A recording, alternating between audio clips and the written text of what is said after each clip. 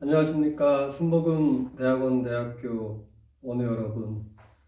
저는 순복음대학원대학교에서 신약학 전공으로 여러분들 교수하고 있는 김보경 교수라고 합니다. 반갑습니다. 지난 겨울방학 동안 평안하게 잘 계셨는지요? 또 오늘 이렇게 영상을 통해서 저를 처음 만나 뵙게 되는 우리 신입생 여러분들도 계실 텐데 반갑습니다. 사실은 안녕하셨는지요? 반갑습니다. 이런 인사가 굉장히 좀 무색할 만큼 작금의 사태가 너무나 엄중하기 때문에 여러분들 아마 이 코로나 사태로 말미암아서 많은 어려움들이 계셨을 줄로 압니다. 옛 중국 고사에 그 춘례 불사춘이라는 그 말이 그대로 적용이 되어지는 것 같습니다. 마음에 와닿는 말이 되었는데요. 정말로 봄이 왔지만 야속하게 들에 꽃이 피고 있지만 그러나 어쩌면 우리 마음에는 아직도 찬바람이 쌩쌩 부는 겨울처럼 아직도 봄이 찾아오지 않은 것 같습니다. 그럼에도 불구하고 이제 우리는 또 새학기를 맞이하였습니다. 물론 여러 가지 상황이 여의치 않기 때문에 여러분들을 직접 강의실에서 뵙지는 못하게 되고 이렇게 온라인 강의를 통해서 영상으로 뵙게 된 것을 다소 아쉽게 유감스럽게 생각을 합니다. 하지만 시간은 흐르고 또 하나님께서 더 좋은 길로 우리를 인도하시리라 믿으며 여러분들 예수 그리스도의 이름으로 위로드리며 또 여러분들을 축복을 드립니다. 반드시 우리는 더 좋은 날이 우리를 찾아오게 될 것을 믿습니다.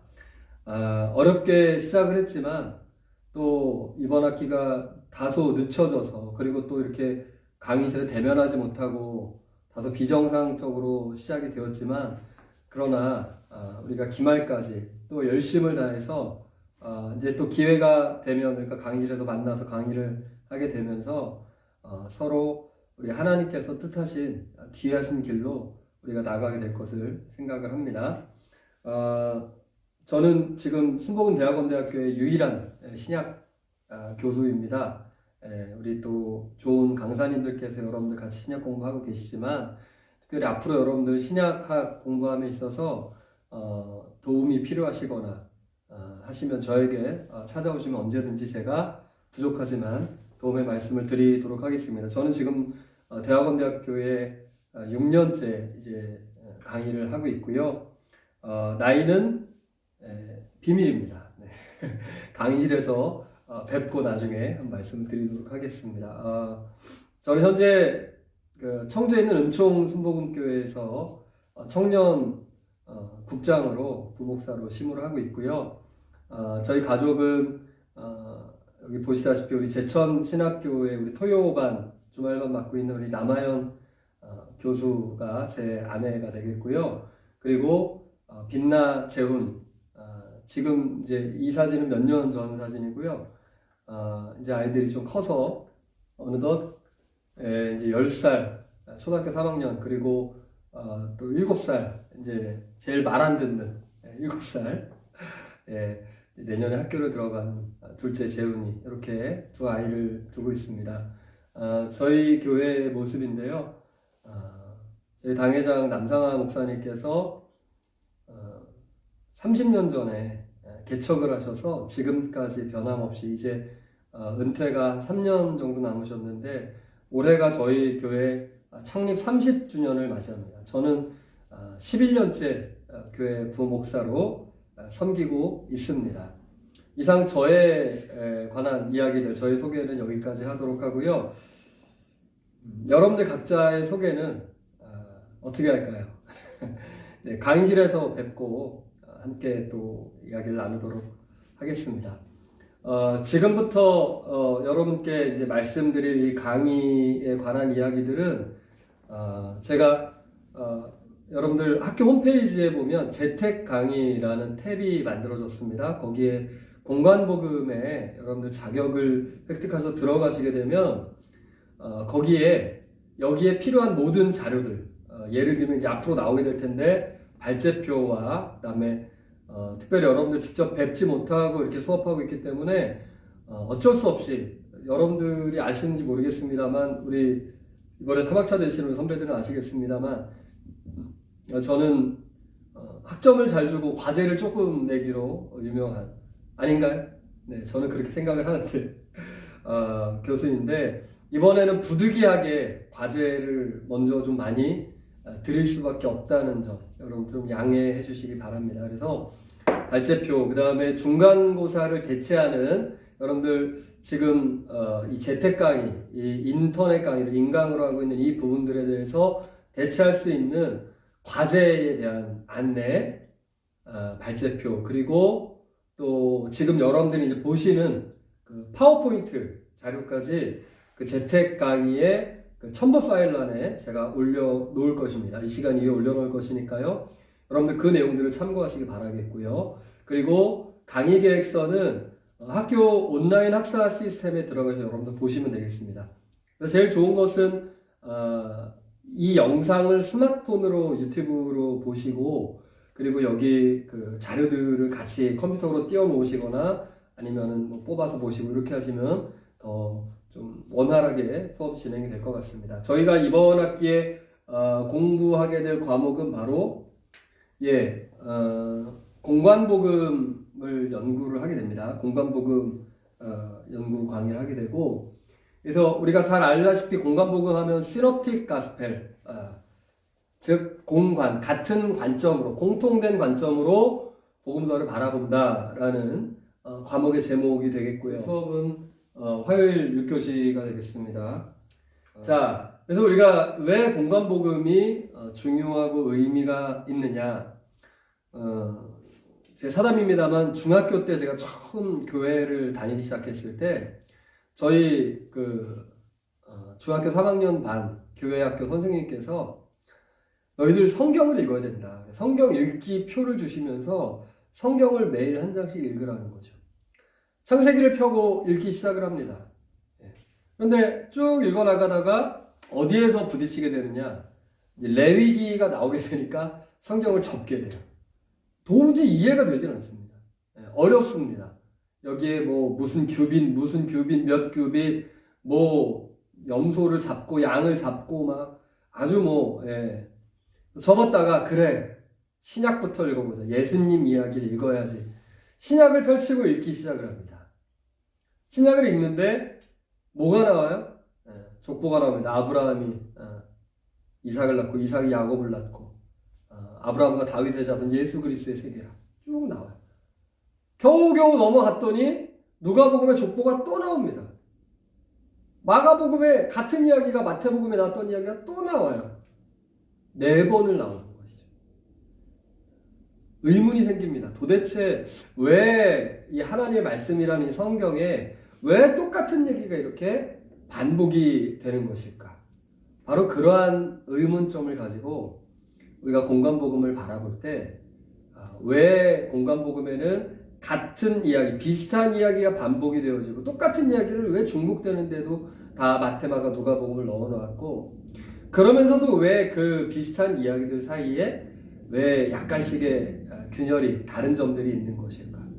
그것을 우리가 잘 알고 있는 신약학자 제임스 던은 신약의 통일성과 다양성이라는 책을 통해서 밝혀내려고 하고 또 우리가 앞으로도 이제 공관복음을 그러한 관점으로 왜 이것이 이렇게 같은 이야기들이 중복되지만 같은 성경 안에 신약 안에 이렇게 필요하고 또 그것을 통해서 나타내고자 하는 표방하고자 하는 우리 기독교가 가진 가치가 무엇인가 이런 것들을 한번 우리가 이번 학기에 같이 살펴보게 될 것입니다. 그래서 개론적인 수업이 아니라 신학적인 관점을 가지고 그래서 여러분들 이제 보시다시피 우리가 교재로 쓰게 될 책은 공관복음 어떻게 읽을 것인가 우리 김경진 박사님이 쓰신 공관복음 어떻게 읽을 것인가 라는 책을 가지고 공부를 하는데 이 책은 12권의 12장에 걸쳐서 각 장마다 주제를 가지고 신학적 주제를 가지고 논문적인 스타일로 이렇게 쭉 그래서 1부는 공관복음의 신학, 2부는 공관복음 관련 논문 그래서 아주 신학적인 접근을 하는 그런 교재를 가지고 이번 학기에 공부를 하도록 하겠습니다. 그래서 개론적인 이야기들이라기보다는 이제 좀 더 신학적인 그런 접근을 하게 된다. 자, 과목 진행은 여기 교수 강의, 그 다음에 발제, 그 다음에 토론 및 질의 응답으로 이루어지게 되는데, 교재는 설명드렸듯이 김경진의 공간복음 어떻게 읽을 것인가, 솔로몬 출판사에서 나온 2012년, 여러분들 그 강의 계획서의 온라인 학사 시스템에서 들어가서 보시면 되겠고요.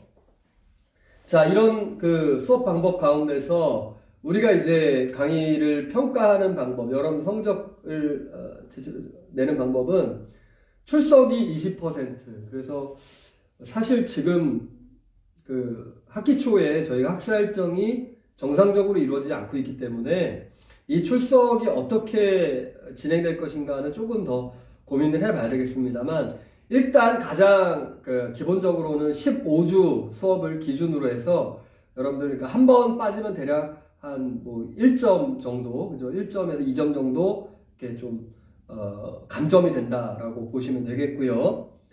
그리고 시험은 실질적으로 저희가 오프라인 시험을 한 번만 치르게 되는, 바로 이제 기말고사 시험을 한 번 치르게 되는데 30점 만점으로 30% 반영이 되겠고요.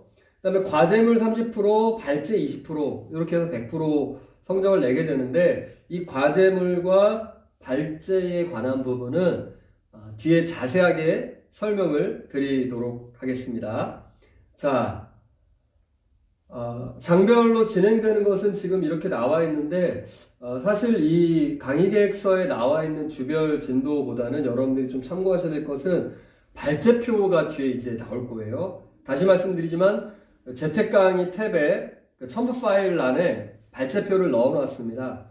발제표를 여러분들 내가 어느 주에 속했고 몇 장을 맡았는가를 참고를 하시면 되겠고, 그 발제표에 나와 있는 진도대로 진행이 된다. 이것이 좀 더 이제 정확하게 여러분들이 학사 일정, 우리 이번 학기 진행 과정을 아실 수 있을 것 같습니다. 자, 그러면 이제 어떻게 평가가 이루어지느냐 좀 더 자세하게 말씀을 드려볼까요? 네, 먼저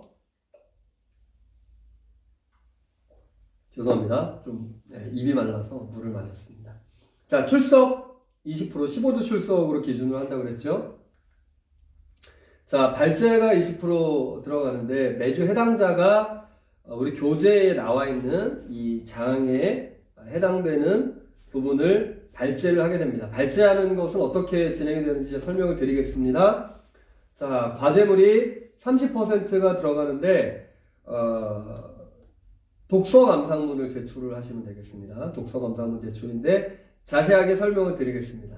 그리고 기말고사 오프라인 시험 30%가 들어가게 됩니다. 자, 출석 부분과 그 다음에 기말고사 부분에 대해서는 이제 진행이 되면서 여러분 보시면 되니까 크게 의문이 없으실 것 같고요. 발제가 20% 들어갑니다. 발제 요약 레포트를 한부 해오시면 되는데, A4 용지 2페이지, 그러니까 앞뒤가 아니라 한 면씩 해서 두 쪽 분량으로 내용 요약, 맡으신 장의 내용 요약과 함께 끝부분에 저희 커멘트를 넣으시면 되겠고요. 이 내용을 가지고 그 지난 학기 강의 평가에 어떤 한 분이 교수님 강의 다 괜찮았는데 너무 발제가 좀 약합니다. 네, 너무 밋밋합니다. 그래서 발제를 좀 더 심도 있게 했으면 해서 PPT를 이 내용을 가지고 준비를 오시면 되겠어요. 네. 고맙죠. 그 학생 누구신지. 이제 사랑합니다. 네. 그래서 PPT를 준비해 오시면서 뭘 해오시느냐. 여기다 질문을 좀 하나씩 넣어 오시면 좋겠어요. 네. 이 장을 읽으면서 여기에 대해서 궁금한 것이라든지 우리가 함께 생각해 볼 문제라든지 그런 질문을 좀 하나 준비해 오셨으면 좋겠습니다. 자, 발제표는 다음과 같습니다. 4월 7일부터 이제 시작이 되어지는데요. 31일 날 저희가 대면 수업을 한다면 4월 7일부터 이제 정규철, 그 다음에 4월 14일 조성광 학우님, 21일 김수진 학우님, 28일 이원균 학우님 이렇게 하시고 5월 10일 중간에 한 주는 요 8조는 일단 어린이날 휴강이기 때문에 빠져 있고, 전요한, 이대차, 김성란, 이영곤, 김대현. 우리 뒤에 비어있는 부분들을 아마 또 나중에 또 수강 신청하신 분들 혹시 계실지 모르니까 그분들을 넣는 것으로 하고요. 없으면 뭐 없는 대로 하고. 그래서 기본적으로는 이렇게 갑니다. 이 발제표는 여러분들 그 재택 강의, 학교 홈페이지 재택 강의 탭에 첨부 파일로 제가 올려놓도록 하겠습니다. 여러분들 각자 확인하시기 바랍니다. 자, 중요한 게 이제 과제물이 있는데요. 독서 감상문이라고 말씀을 드렸죠. 그래서 이 독서 감상문의 과제 도서는 바로 이 책이 되겠습니다. 네, 그럼 보이시나요? 네, 잘 보입니까? 네, 바로 존 스토트, 복음주의 기독교의 리더라고 하는 존 스토트 목사님의 균형 잡힌 기독교가 우리 과제 도서가 되겠습니다. 정지영 번역, 새물결 플러스에서 2012년에 나온 책인데 책이 굉장히 핸디해요. 핸디하고 아주 짧기 때문에 여러분들이 오늘 사시면 오늘 밤, 내일 밤, 이틀이면 다 읽을 수 있는 책이고, 여기에는 이제 좀 우리가 이번에 공간복음을 공부하면서 좀 생각해 볼 만한 내용들이 많이 들어있다. 제가 이렇게 판단이 되어져서 여러분들 읽고, 독서 감상문을 써 오시면 되겠습니다. 근데 독서 감상문은 그냥 내 마음대로 쓰는 것이 아니고요. 자, 여기에 쓰는 이제 그 룰이 있습니다. 여러분들께 제시를 해드린 가이드라인에 따라서 써주셔야지만 30점을 다 드릴 수가 있습니다. 자, 첫 번째, 자, 서론하고 본론, 서론하고 본문 요약이 들어갑니다. 그래서 한 A4 용지 한쪽 분량 정도로 해서 요약한 내용이 들어가게 돼요. 그러니까 저는 긴 걸 싫어해요. 그래서 여러분들이 그럼 A4지 한쪽에 이 책이 뭐 두껍진 않지만 어떻게 다 요약을 하느냐. 그것도 참 재주죠. 그죠? 자, 전체 내용을 요약하시는 것이 아니라 잘 들으셔야 돼요. 전체 책의 1장부터 해서 마지막까지 다 요약을 하는 것이 아니라 여기 몇몇 가지 이제 주제들을 가지고 이 책이 쓰여져 있는데 그 중에서 내가 관심이 있는 원하는 부분의 주제를 가지고 쓰시면 되겠습니다. 이해되시나요? 그러니까 예를 들자면 내가 이 책을 읽다 보니까 나는 여기 보면 뭐 일치, 자유, 사랑, 지성과 감성, 뭐 보수와 진보, 형식과 자유 이런 부분들이 있어요. 나는 여기에서 예를 들면 나는 뭐 복음 전도와 사회 참여 5장인데 나는 그 부분에 좀 더 감명 깊게 읽었다. 거기에 좀 더 뭔가 이렇게 이 주제에 관심이 있었다. 그 부분을 가지고 요약을 하시면 돼요. 네, 이해가 되시죠? 네. 그러니까 전체 다 요약하라는 게 아니라 여기 장들 가운데서 하나를 택하셔서 한 주제를 택하셔서 요약을 하시면 되겠습니다. 서론은 어떻게 쓰냐? 서론은 짧게 쓰시면 돼요. 네. 이번 학기에 이 과제 도서로서 균형 잡힌 기독교를 읽게 되었는데 읽고 나서 내가 느낀 점을 쓰려고 한다. 이 책을 읽으면서 이런 점들이 참 뭐 좋았던 것 같고 존 스토트 목사님에 대해서 좀 뭐 써도 좋고 서론은 뭐 어떻게 해도 좋습니다. 도입하는 이야기로 쓰시면 되겠어요. 자, 서론과 본문 요약이 들어갔는데 한 페이지 분량이죠. 두 번째 페이지에 뭘 쓰느냐? 자, 결론, 느낀 점 코멘트를 쓰는데 여기도 또 한 반 페이지 정도 자기의 견해를 짧게 쓰면 되겠습니다. 자기 느낀 점 쓰면 되겠는데 이걸 하고 나서 뭐가 들어가야 되느냐? 바로 공통 질문을 제가 드릴 거예요. 네. 쉽지 않죠? 공통 질문이 들어가는데 이 공통 질문은 다시 말씀드립니다만 우리 재택 강의의 첨부 파일에 제가 그 중간고사 대체 과제 그 안내에 이 질문을 넣어 놓았습니다. 그러니까 그것을 참고하시면 되겠고 제가 지금 소개를 해드릴 거예요. 그래서 그 공통 질문에 대해서 답변을 한 반쪽에서 한쪽 정도. 그러니까 맥시멈 이 독서 감상문도 한 3페이지 안쪽으로 하시면 좋겠어요. 너무 길게 하지 마시고. 자, 공통 질문은 뭐냐? 첨부 파일을 참조하시라고 그랬죠? 자, 우리가 공간복음을 공부를 해보시면요. 뭘 느끼게 되느냐면 공간복음 이번 학기에 우리 공부하는 주제를 가지고 따라가다 보면 우리 이 기독교가 특별히 공간복음에 제시되어 있는 예수님의 가르침, 교훈, 강화, 사역, 그리고 십자가, 죽음, 부활. 이 사건들과 이 가르침 속에 담겨 있는 주제는 무엇이냐면 바로 균형감이에요, 균형감. 서로 합력하여 선을 이룬다는 이런 주제들을 가지고 되어 있다는 것을 우리가 보게 됩니다. 그렇기 때문에 다양성을 존중하면서 또 하나의 통일성을 가지고 있다는 것인데 이 깊은 내용은 제가 이제 강의실에서 설명을 드리도록 하고요. 그런 관점에서 봤을 때 우리가 균형 잡힌 기독교를 읽어보게 되면 첫 번째 질문은 오늘날 지금 작금의 우리 한국 기독교가 우리 교회가 과연 균형 잡힌 시각을 유지하고 있는가 여기에 대한 견해를 쓰십니다. 한 두 줄, 세 줄 정도 써주시면 좋겠어요. 네. 두 번째 질문. 광야교회, 태극기 집회 등 사회적 목소리를 광장에서 내고 있는 그룹이 있고, 그죠? 제가 그들이 옳다 그르다를 말하는 게 아닙니다. 자, 반면에 이런 움직임에 반대를 하면서 좀 자제를 촉구하는 또 그런 그룹들도 있습니다. 공존을 하고 있어요. 이런 현실이 굉장히 안타깝다는 생각이 되어집니다. 한국 기독교 내부에서 하나의 목소리를 내지 못하고 있는 지금의 현실에 대해서 본인은 어떤 견해를 가지고 있는가? 사실 이 질문을 하는 게 참 조심스럽긴 합니다. 왜? 여러분 생각이 다 다를 것이거든요. 근데 그 다른 것들도 다 한번 우리가 좀 같이 아고라, 이 광장에서 한번 나눠보자 이거예요. 그래서 어떤 사람은 이런 생각, 저 사람은 저런 생각. 우리가 싸우자는 것이 아니라 한번 합일점을 한번 같이 일치점을 찾아보자는 것이고, 세 번째, 사회 문제 및 이념 갈등, 교리적 문제로 인해 갈등과 반목을 하고 있는 한국교회에 내가 한번 대안 제시를 해보자. 뭐 이게 너무 뜬구름 잡는 얘기일 수도 있지만 그래도 한번 안 하는 것보다 낫겠죠. 하나님이 선하시고 기뻐하시고 온전하신 뜻을 우리가 함께 이루어갈 수 있는 일이 무엇인가를 한번 이번 학기 내내 고민을 해보자는 것이죠. 그래서 이 부분에 대해서는요,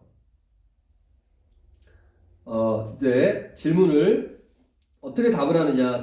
독서감상문에 이 질문을 표기를 합니다. 질문을 그대로 옮겨 적으세요. 질문 옮겨 적고 답을 적습니다. 그리고 질문에 대해서 본인의 견해를 중심으로 이제 작성을 하게 됩니다. 작성을 하게 되고, 그리고 세 번째, 각 질문의 답은 3줄 이상을 적도록 합니다. 3줄 이상을 적도록 하고, 그리고 표지는 만들지 않고, 이 독서감상문도 마찬가지로 제가 설명을 드렸듯이 그 앞에 발제문과 마찬가지로 독서감상문도 표지 없이 답을 적어서 제출을 하시면 되겠습니다. 자, 이렇게 진행이 되는데, 자, 여기서 여러분들에게 이 독서감상문은 그러면 언제 제출합니까? 그죠? 독서감상문 언제 제출해야 될까요?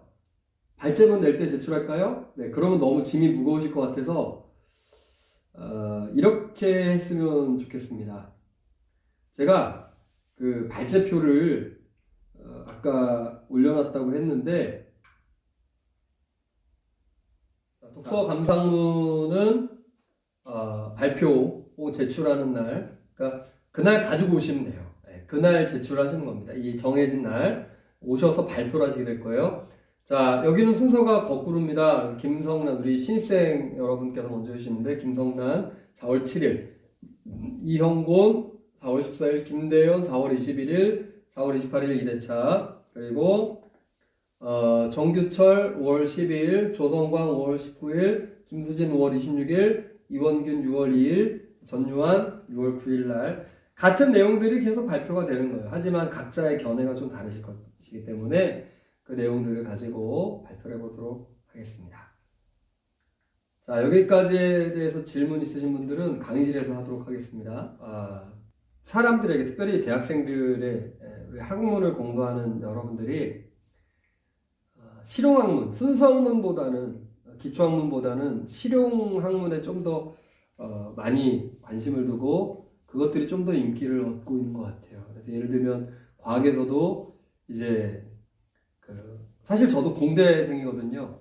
저도 전자공학과를 나왔는데 기초과학 분야에 대해서는 좀 더 사람들이 관심을 많이 갖지 않고, 심지어는 이제 법학도 이 기초 법학의 그런 이론적인 것들이 있는데 그런 것들은 폐강이 되어지는 현실이고 오로지 나는 변호사 시험만 통과하면 돼라고 하는 그런 난점들이 발생을 하고 있더라. 그러다 보니까 점점 인문학이라든지 그 순수학문에 대한 관심들이 많이 낮아지고 있는 것이 사실입니다. 지금 당장 필요와 현상을 따지자면 우리가 사실은 뭐 인문학이라든지 또 여기 나와 있듯이 이제 그 문사철이라도 문사철, 인문, 문학, 그다음에 사학, 철학 이런 것들이 계속 지금 사라져가고 있는데 사실은 우리에게 더 필요한 것들은 저런 과목들보다는 뭐 공학이라든지 뭐 의학이라든지 그죠? 이런 것들이 더 사실 인기가 많은 것들이 사실이고 또 그런 영향에 의해서 우리 사회가 어마어마하게 지금 빠르게 변화하고 발전해 온 것이 사실입니다. 여러분 혹시 포노사피엔스라는 말을 들어보셨나요? 포노사피엔스. 원래 호모사피엔스잖아요. 사람을 표현하는 말이. 점점 인간이 진화를 하다 보니까 도구로 쓰게 되고 나중에는 어떤 인간이 됐어요? 굉장히 슬픈 현실이죠. 그죠? 스마트폰을 보는 인간으로 진화하게 되었다라는 것들을 보여주고 있습니다. 이게 사실 우리가 공학이 발전하면서 우리에게 가져다 준 선물이기도 하지만 그러나 사람들은 생각할 때 이제 여전히 뭘 생각합니까? 그래도 우리 사회에 인문학이 아직은 필요한 학문이다라고 거의 70% 되는 사람들 생각을 하고 있다고 해요. 여전히 왜 우리가 이 사회에서 실용학문보다 기초학문이 왜 아직도 중요한가라는 것입니다. 사실 우리가 이 학문의 전당, 대학이라고 하는 곳에서까지 취업 학교가 되고 취업 중심의 교육이 되면서 기초학문, 순수학문에 대해서 좀 등한히 여기게 되었을 때 그것들이 문을 닫고 사람들이 점점 관심을 놓게 되었을 때 우리는 막대한 사회적 비용을 치르게 된다라는 것입니다. 이것은 단순히 금전적인 것만을 말씀드리는 것이 아니라 시간의 비용도 드리게 되고요. 또 우리가 그것을 바로잡아 가는데 많은 에너지와 사회적 그런 요인들이 필요하게 된다라는 것입니다. 실제로 능력은 출중하고 또 기술은 많이 발달을 하게 되지만 점점 인간다운 그런 인재, 정말 사람을 중요시 여기고 어떤 가치 기준을 정확하게 여길 수 있는 그런 인재들은 점점 많이 사그러들고 사라지고 있다. 그래서 순수 학문이 추구하는 인간의 본질, 삶의 의미와 같은 그런 개념들에 대해서 사람들이 별로 이제 관심을 두지 않고 있다라는 것이죠. 왜 우리가 돈을 벌어야 되고, 왜 우리가 오늘 하루 숨쉬고 있고, 왜 우리가 이렇게 살아가고, 또 왜 목표를 향해서 나아가고 있는가 하는 이런 질문에 대해서는 답을 찾기가 어려워지고 있다라는 것이에요. 그리고 자꾸만 기능적으로 이제 앞으로 위로 자꾸 라이벌 중심의 자꾸 경쟁 이런 사회로 나아가다 보니까 점점 사회는 각박해지고 피폐해질 수밖에 없다. 그러다 보니까 여기에 따르는 부작용들, 문제들이 많이 발생을 하고 있어요. 우리가 다 목격하고 또 실제로 경험하고 체험하고 있지 않습니까? 어떤 것들이죠? 갑질 문화라든지 차별의 문제라든지 뭐 입시 비리, 취업 청탁, 물질 만능주의 그리고 결혼과 출산에 대해서도 점차 사람들이 우리 젊은 세대들이 중요한 가치를 두지 않는 사실 그 자녀 양육이나 출산 문제에 대해서는 우리 사회적인 그런 배경의 문제들도 분명히 있습니다만 그런 것들 간과할 수 없습니다만 그러나 더 한 걸음 들어가 보게 되면 가치 기준이 점점 변화하고 있다는 것이죠. 우리 젊은 세대들이 그것에 별로 희생하는 그런 가치들을 두지 않으려고 한다는 것. 그에 따라서 우리가 얼마나 막대한 비용을 사회적 비용을 우리가 지불을 하고 있습니까? 지금 5G 시대, 우리가 4차 산업혁명 시대에 이 가장 뛰어난 그 첨단 기술들을 개발해냈던 우리 그런 뭐 마크 주커버그라든지 또 이제 고인이 했습니다만 뭐 스티브 잡스라든지 알리바바의 마윈이라 이런 사람들도 다 보면 인문학에 중점을 두고 있어요. 무게를 두고 있다는 것이죠. 결국에는 달라진 문명 속에서도 여전히 사람이 답이다. 여전히 우리의 중심은, 우리의 가치는 사람에게 가 있어야만 한다. 성경도 그러한 것에 대해서 분명히 이야기하고 있습니다. 히브리서 13장에 보게 되면 뭐라고 합니까? 형제 사랑하기를, 또 손님 대접하기를, 그리고 학대받는 자를 생각을 하라. 그리고 결혼을 귀히 여겨라. 그리고 뭐랍니까? 돈을 사랑하지 말라. 물질적인 가치를 너무 중요하게 여기지 말라. 그리고 이렇게 했을 때 하나님께서 내가 결코 너희를 버리지 않냐고 너희를 떠나지 않냐리라 하셨다라는 것이에요. 인문학, 철학, 이런 기초학문들, 기초과학들, 순수학문들에 대한 관심, 이런 것들은 결국에는 사람이 어느 길로 가야 되는가, 내가 오늘 하루 왜 살아 숨쉬고 있는가, 이런 것들에 대한 인생의 답들을 좀 어느 정도 보여줄 수 있기 때문에, 동일하게 신학에서도 마찬가지입니다. 우리가 신학에서 보게 되면 요즘은 우리 젊은 신학도들의 견해를 보게 되면 굉장히 그 실용학문들, 그러니까 실용적인 그런 실천신학적인 과목들, 예를 들면 뭐 어떤 게 있을까? 예배학이라든지 뭐 선교학, 또 뭐 찬양인도, 뭐 교회사 역사신학, 이런 것들에 좀 많이 관심을 갖고 있는 게 사실이에요. 오해하지 마십시오. 그게 나쁘다는 게 아니에요. 그게 잘못됐다는 것이 아닙니다. 그것보다 성서신학이 우월하다, 이 얘기를 드리려는 게 아니에요. 중요한 게 있습니다. 무엇이 있습니까? 우리가 이 세상의 학문에서도 봤을 때 순수학문, 이 기초학문들의 그 틀 기본 하에서 이 실용학문들이 이제 블럭을 쌓아갈 때 그 사회가 탄탄한 사회가 될 수 있다는 것인데, 마찬가지로 우리 신학에서도 가장 기본이 되는, 기초가 되는 것은 바로 말씀이라는 거예요. 우리가 말씀에 기반하여 말씀을 해석하고 말씀을 적용하는 이것들이 온전해지지 않으면, 그렇기 때문에 디모데전서 4장에서 뭐라고 합니까? 하나님의 말씀과 기도로서 우리가 거룩하여지게 된다. 그렇기 때문에 그리스도 예수의 좋은 일꾼이 되어서 믿음의 말씀과 좋은 교훈으로 양육을 받아라. 성서신학의 그 틀이 빠지게 되면, 그 기초가 흔들리게 되면 우리가 사실 지금 작금에 겪고 있는 그런 교회의 어려움들을 우리가 결국에는 이런 원인들에서 발견할 수가 있게 되더라라는 것이죠.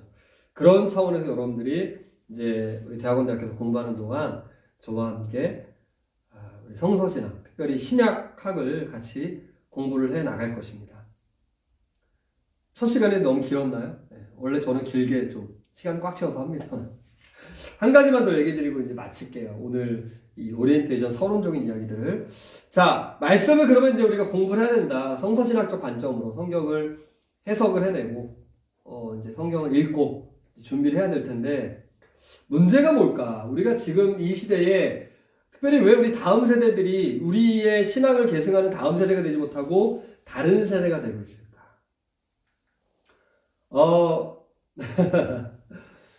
재밌겠네요. 너무 재밌게 보죠. 몇 해 전에, 십수년 전에 3D 영화가 유행하기 시작합니다. 3D가 나왔어요. 3D. 그죠? 3D 뭡니까? 3 dimensional. 그래서 3차원이라는 얘기예요. 3차원. 그러니까 우리가 지금까지 보았던 영상들은 이제 2D, 그죠? 2 dimensional. 이 평면이었다면, 이제 여기 너무 신나게 보고 있죠. 그죠? 뭐 표정이 뭐 그냥 뭐 요새 극장도 못 가는데.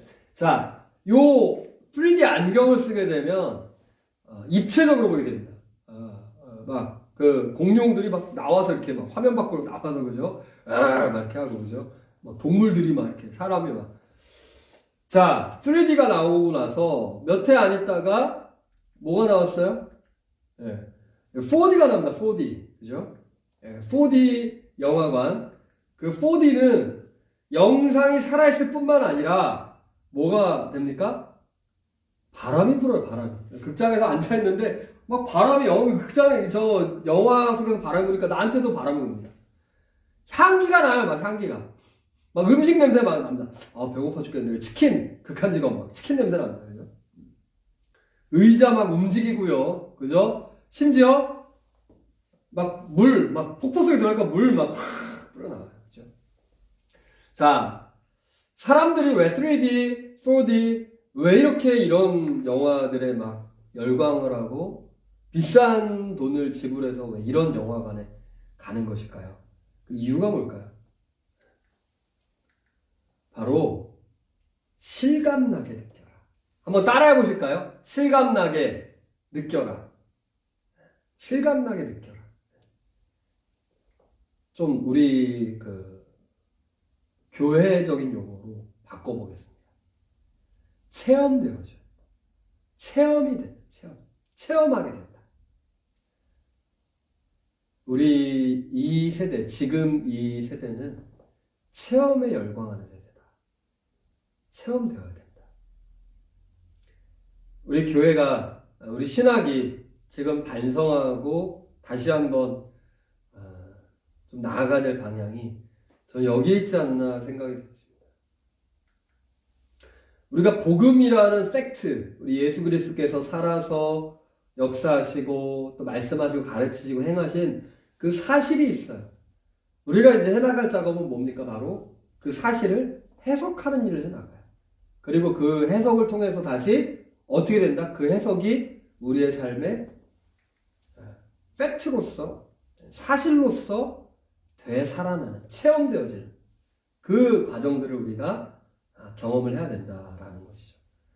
그렇기 때문에 우리 마가복음을 시작하면 마가 기자가 이렇게 이야기하고 있어요. 우리 중에 이루어진 이 사실, 이것이 곧 그리스도의 복음이라는 것이죠. 그리고 나도 이 누가복음에 보면 누가가 뭐라고 합니까? 전하여준 그대로 나도 그대로 전하여줘서 그것이 직접 내가 체험한 것, 목격한 것이 그대로 체험되어지다. 그래서 우리가 이제 이번 학기 또 여러분들 우리 대학원대학교에서 이제 공부하는 과정 속에 우리가 해야 될 일은 우리가 읽는 성경, 성서가 그냥 2000년 전의 문서가 아니라 예수님의 행적을 기록해 놓은 그냥 역사책이 아니라 그것이 실제 우리 삶에 살아 숨쉬는, 체험되어지는 우리가 이루어진 사실을 그대로 전한 것을 또 우리가 이어받아서 그대로 체험이 되어지는 그런 우리 공부가 되었으면 합니다. 이번 학기에 우리가 그런 목적을 가지고 목표를 가지고 함께 공부해 나가기를 간절히 소망을 합니다. 자, 첫 학기 첫 시간 우리가 이렇게 마무리를 하도록 하겠습니다. 다음에 또 인강으로 만나게 될지 아니면 이제 대면에서 뵙게 될지 모르겠습니다만 여러분들 의견이나 질문 있으면 카톡으로 남겨주시고 유튜브 채널 좋아요 그리고 구독 눌러주시면 이건 안 하셔도 됩니다. 농담입니다. 만나서 반가웠습니다. 첫 시간 이렇게 마치겠습니다. 감사합니다.